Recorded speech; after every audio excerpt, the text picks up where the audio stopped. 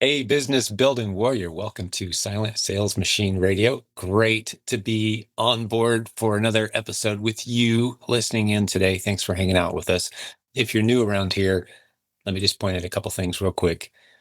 Most of our episodes, we interview one of our students and they share their story, how they went from where they started, which is typically clueless newbie in most cases, to building a successful business using the strategies that we teach on this show. So if you want to hear some of those stories, we have hundreds of them. Just scroll back in time. Dozens of incredible interviews with our students, and you can hear firsthand the experiences that they've had. But today, I've got a topic that I want to talk through, just you and me hanging out, about the different kinds of sellers you're going to experience when you're selling on Amazon. Who's there? Who are the sellers that are on the Amazon platform? They fit into one of two categories, but I'm going to introduce a third category today to kind of help make a distinction. So really, there's only two kinds of sellers on Amazon, but there's a third category that I think you'll find interesting as I describe it that really helps you understand what it means to be a reseller on Amazon. So what are the big two categories? If it's not obvious already, you're either selling a brand that you own, that's yours. Some people call it private label, white label, building a brand. Maybe it's a retail brand that isn't online yet, and that brand decides to open their own Amazon selling account and start selling their brand. That happens, although not nearly as often as you'd think. Most brands can't stand Amazon, if you didn't know, just because they're confused by it, which is what makes you so valuable, by the way, to those brands. But that's off the topic. So we've got brand-owned sellers that own the stuff they're selling as their own brand. And then we've got people who are selling other people's stuff. We call that resellers. You're selling brands that don't belong to you. About half the activity or more is resellers selling stuff that isn't theirs. They're just helping meet the demand of all that shelf space.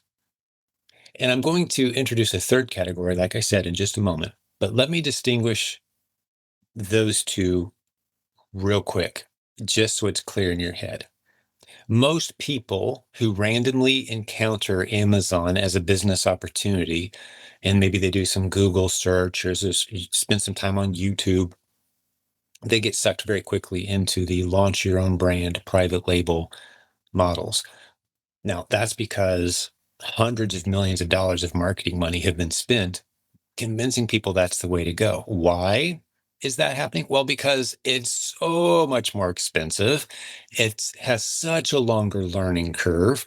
And by the time someone realizes it's not really working out, they've spent months and tens of thousands of dollars or more on courses and training and coaching and software.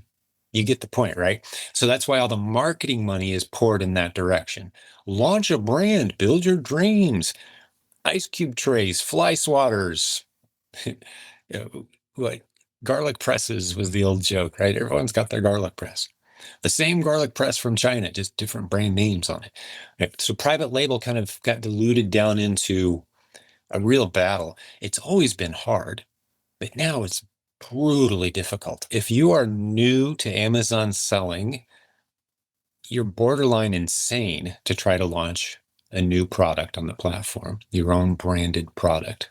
But Jim, it's white label and it's from China. It's from Temu. I'm just going to relabel it. No, you're crazy. Alibaba, Temu, all that. Just a complete waste of time, to the point where at least 95% of the people who are trying to do that as new sellers are failing miserably. It's a waste of time. But we can help you build a brand if you're ready for it. And there's a lot of good stuff out there for people who are equipped and ready to go down that road. But it's not for the everyday newbie, the new seller who just doesn't know what they're doing yet. Don't go down that road. It's a waste of your time. So the other option is reselling. And for the longest time, it's been one or the other. You're either a private label seller or you're a reseller. Which is it? Which are you doing? And in the reselling camp, we've got the retail arbitrage, the online arbitrage, the wholesale, right? The direct to manufacturer, direct relationships. but it's still reselling. You're selling stuff that doesn't belong to you. But I'm going to introduce another distinction. In the reselling game, there's two kinds of reselling. And we've been saying for a while, reselling has changed. There's I'll call it the old way. And then there's a new way. I'm not saying one's worse or better than the other. I think the risk profile is significantly lower on the new way. I think that it's ridiculously more friendly for the newer sellers who are trying to wade in at their own pace. And there's some confusion in this new way as well, because it's sometimes confused with some of the way the old way was done. And what I mean by that is sometimes people think of reselling as being one of two things. Either you're buying in bulk, trying to get discounts at bulk. Like if I buy 50,000 units, man, I can beat everybody else on the price. And that's why people go into wholesale, and right. That's one way to do it. But they scan barcodes, kind of doing the same thing at a smaller level. A lot of sellers will do that as well, meaning you'll go to a retail store, you look for sales, discounts, coupons. Man, if I could just save some money on this inventory, then I have a price advantage and I can win. I'm calling both of those the old way. You can make some money. They both work. You'll meet some people in our community who have ridiculously successful businesses at scale. I'm talking 7 figures plus per month doing those old way strategies, which is I'm going to get a price advantage any way I can and sell the hottest, fastest moving products I possibly can find at the best possible prices and do it at scale. That's great. I'm not against that model. Please don't hear that. I'm saying that's a harder place to get to if you're new. And if you're spending your time searching for sales and discounts and closeouts and the clearance aisle at Walmart, and you're building your whole business around that, that is a lot of work if you're trying to play with small quantities. There's another way. So there's two ways to do reselling. Bulk buys and discounts. We'll put that on one side. The other side is let the software do the work. So the way to think about this distinction in reselling is who's doing the heavy lifting?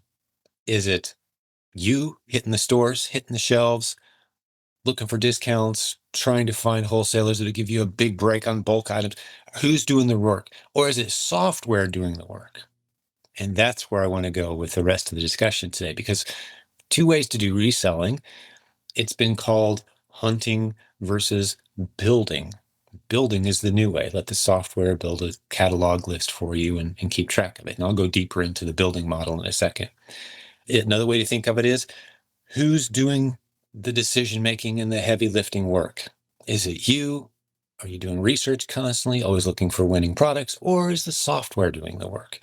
The new way, which has only been around for a little over a year or so now, and it's really taking off. We've got a lot of sellers using this strategy, is you don't have to buy more than a handful of any given item at any given time, ever. And you're not waiting on sales and discounts. You're just waiting on the software to recognize that some of the products in this catalog of stuff that you're eligible to sell is underserved and understocked in Amazon's warehouse network. And it'll say, hey, Amazon doesn't have enough of this product right now. We're seeing indicators that there's fewer sellers. Demand is still great. Price is rising. Do you want to sell a few? Yeah, I'll go buy 5, 10 units of that. What else you got for me today, Mr. Software? And it will tell you. And the bigger your catalog you have, the bigger the list of viable ASINs you have every day. Hey, we'll get back to the episode in just a minute, but I want to thank our sponsor, and you're going to want to check out their free offer. If you're paying more than you'd like to be for your inbound shipments when you send inventory to FBA at Amazon, which is pretty much everyone, right? We'd all like to pay less. Well, go check out 2D Workflow. Go to silentjim.com/2D. That's the number 2, the letter D. You'll see their offer free for 2 weeks to check out this software that compares the rates they've negotiated with the shipping rates that you're used to using. And in many cases, they're going to be able to save you significantly, up to 30 or 40%. This is a tool built by sellers for sellers to help save on shipping. If it doesn't beat the prices you're used to paying, don't use them. But if it does, this tool is super simple to use, and you can compare prices on the fly when you're preparing your shipments. Go check them out at silentjim.com/2D. That's the number 2, the letter D, as in 2D workflow. Thanks for the sponsorship, guys. Hey, let's get back to today's episode. And the bigger your catalog you have, the bigger the list of viable ASINs you have every day. So let me give it one more shot at this distinction in the 2 ways to do reselling. You're going to see success stories in our community, great podcast interviews, great coaches on our team even. They're doing it the old way, which still works beautifully. It's just harder to get there. Keep that in mind. And that old way is, let's go find bulk. Let's go buy hundreds of units and save some money. Let's go find discounts. Let's set up unique relationships that give me an advantage in the marketplace. That's all great. Nothing against it. But software makes a new way possible. What's the new way? I've just described it. I'll describe it again. You build a large catalog of viable products that you have a source for. You know where to get it if it makes sense to go buy a few. You know what the price is. You know what it looks like on Amazon right now. You could research these manually one at a time and come to good conclusions on your own.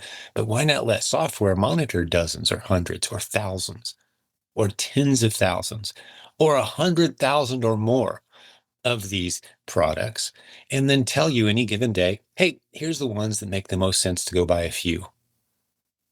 Because as you've heard on multiple podcast episodes, the Olsons had a great episode. It came out, it was February 5th was the episode where they discussed the fact that most of their catalog and many of their students, they're great coaches on our team, are starting to notice that, man, these high velocity ASINs, these same things that are selling like 5,000 times a month and they're just flying off the shelf, there's just not a lot of price variance there.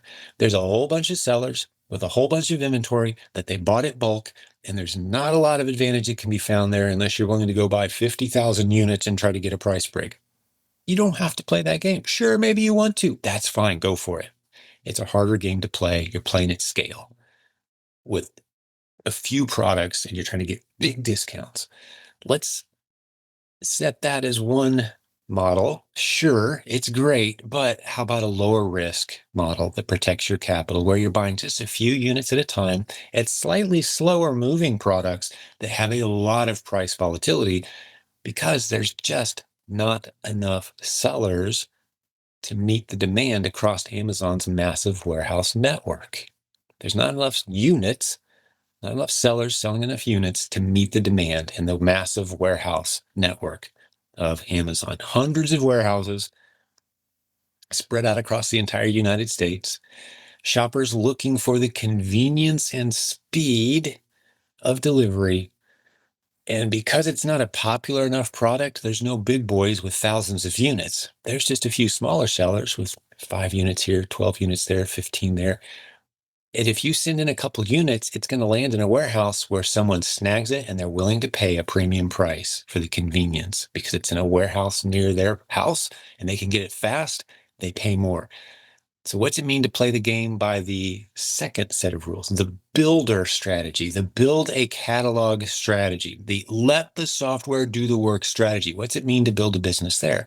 Well, you just dump viable ASINs into the software, and the software tells you when it finds underserved or understocked ASINs, as indicated by the data. It can be that easy to find winning products. And it's not just theory anymore. It's a stable, growing opportunity. We have numerous students doing this. You've heard them on our podcast. So it takes a lot of the heavy lifting, a lot of the decision-making off the table. But the reason I made this episode is because I don't want you confused when you hear about these two different strategies discussed. You've heard guests on this podcast talk about how they're doing 7 figures plus per month, buying thousands of units at a time, and enjoying the discounts that come with that level of buying. They're resellers, just like the small resellers, but they're able to play in those fast-moving products.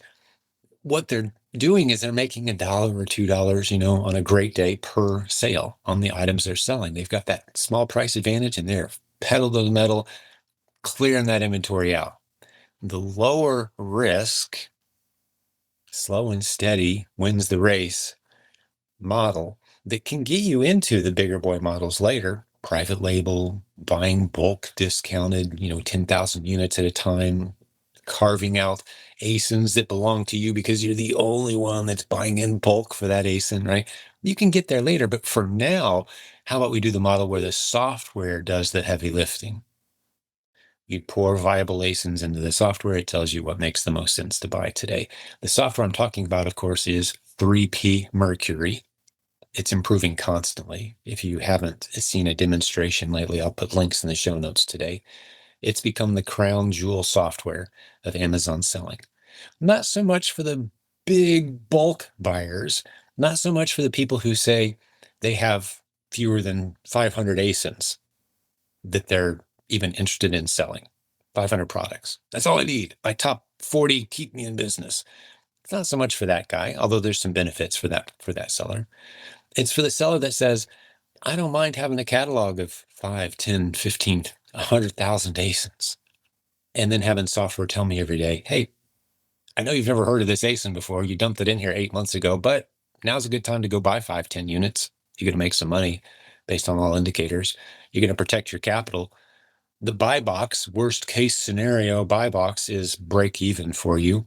And we've seen sellers selling it for, 10, 20 bucks above buy box lately. You want to go buy some? Sure, I'll go buy a few. Worst case scenario, break even. Best case, I'm making 10, 20 bucks a unit as they sell.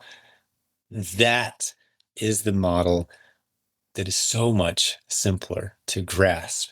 And one of the reasons I made this podcast episode is because I see people getting these two models confused and comparing them and thinking that you got to do one to do the other. They're two completely different universes in my mind. There's 3 ways to do selling on Amazon now, in my mind. Private label, reselling the old way, looking for sales, discounts, bulk advantages, or reselling the new way, letting the software do the heavy lifting and selling a few units at a time of a whole bunch of different products. And you have no loyalty at all to any given product. You're just helping meet the underserved and unstocked shelf space in Amazon's massive warehouse network. And you're letting software do the heavy lifting instead of your daily research do the heavy lifting. Does that make sense? Hopefully it does. I think if you listen to this episode again, it may have been a little clunky, perhaps, but I think I made my point fairly well that there's a newer, and I hesitate to use the word easier because anytime I use the word easier, I get accused of saying easy. Let me just say, the same way I've said thousands of times over the years, nothing in life worth having, relationship, health, friendships, anything, nothing in life worth having comes easy. Anything in life worth having requires blood, sweat, tears, risk, work, sacrifice, determination, grit, right? I mean, come on. We're all adults here. But there is an easier way. There is a far easier way to build an Amazon reselling business now. Let software do the heavy lifting. You're going to be hearing and seeing more and more programs in our community emphasizing this new strategy because we've really kind of pivoted mentally, emotionally, and strategically in this direction of, wow, this is so much easier to explain. It's so much more predictable. There's so much less risk. You're never going out and buying more than 5, 10, 15 units of anything. You don't have to. You can if you want to, I suppose.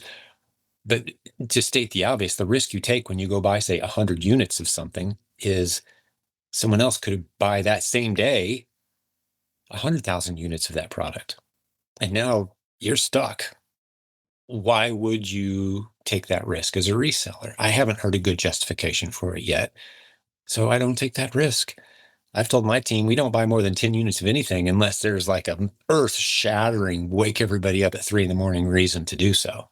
10 units, that's it. But Jim, if we'd bought more, we'd made more money. Well, we've got tons of ASINs to pick from. There's no shortage of profitable ASINs. They are everywhere. Let's not go too deep on any of them and just buy a few at a time. Mitigate our risks. If someone else comes along and buys a ton, hey, no problem. We get out. It cost us 4 units. Yeah, we sold them at break even and we exited. We're good. That ASIN's behind us now, and we'll keep an eye on it and maybe get back into it 6 months from now when the dust settles after this person who's, pennies on the dollar cheaper than us. That's how to win the reselling game. You're hearing lots of interviews on our podcast. You're hearing lots of excitement. We've got a whole bunch of 3P Mercury users who are loving the tools and the automation that's coming with that. If you want to talk to someone about all of this, someone from our team, and kind of dive into a little bit more detail, get on our calendar. Go to silentjimdotcom/book a call. You can text us. You can call us anytime during business hours. We answer the phone as best we can around here. Or you can set up a schedule, get on a Zoom call or a phone call with us and talk through. If you're brand new and clueless and all this was over your head, but you are starting to like and trust us because of all these stacks and stacks of success stories from formerly clueless newbies, hey, we can help you there too. You don't have to learn the language. You don't have to have a baseline understanding of e-commerce. We can walk you through this business model because the fact is we are in a very rapidly growing opportunity. Sometimes people think, well, e-commerce has been around for 20 plus years. It's got to be saturated. No, it's still way less than 20% of all retail spending. The future is very bright. It's growing quickly. Amazon is the vast majority of that economic opportunity. They get about half of all transactions online in the United States any given day. That's where the opportunity is. All those hundreds of warehouses have a lot of underserved, understocked, unstocked shelf space for popular items that you could be selling at great prices and easily sourcing. We want to talk you through the model. If you want to coach, if you just want some free content or anything in between, we've got you covered. Get on our calendar. Let's have a conversation. We'd love to meet you. Thanks for hanging out with me for today's episode. Hopefully I explained in my own clunky way the 3 different ways to do Amazon selling and made a case for the lowest cost, lowest risk, easiest, lowest barrier to entry, highest odds of success business model that we're aware of. And that's doing reselling with Power Tools, the software that we now have available to us, mainly 3P Mercury. If you want to get started and learn on your own and kind of go through the course, Proven Amazon course is the way to go. ProvenAmazonCourse.com. There's a link at silentjim.com. There's a link in the show notes to everything we talked about today. Thanks for hanging out with me. We'll have more great interview episodes and other episodes for you very soon. We'll talk to you then. Hey, thanks for spending some time with us today. One last time before I let you go, I want to remind you about that free offer from 2D Workflow. They're the ones that can help you save a lot of money on your inbound shipping with FBA.